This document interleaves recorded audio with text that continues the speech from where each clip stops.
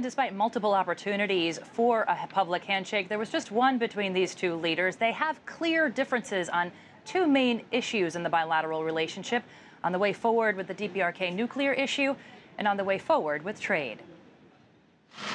In their first face-to-face summit since Moon Jae-in won the Republic of Korea presidency by the largest vote margin in history, he and U.S. President Donald Trump aired their differences publicly but politely. Moon is an ardent supporter of engagement with Pyongyang on the nuclear issue. In 2007, his advocacy led to the first visit by an ROK president to Pyongyang in more than 50 years. Our two leaders will employ both sanctions and dialogue in a phased and comprehensive approach. But Trump has taken a hard line with the DPRK, demanding it cease its nuclear program before any talks are possible. The era of strategic patience with the North Korean regime has failed.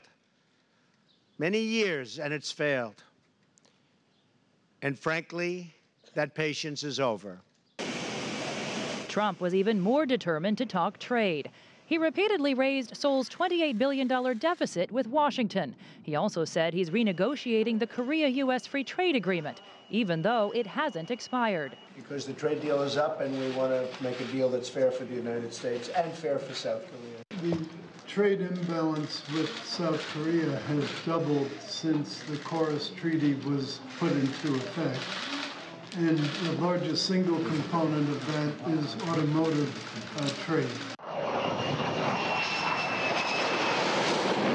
Trump said the ROK's recent order of F-35s will help close that imbalance, as well as its 20-year contract to purchase American natural gas.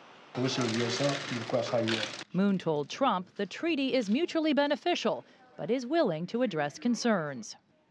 And Susan also discussed the role of China in global trade. The director of the U.S. National Economic Council actually asked the Koreans for advice on how to deal with what he said were unfair trade practices on behalf of Beijing. Jessica, we've seen toughening of rhetoric out of the White House on China over the past few days.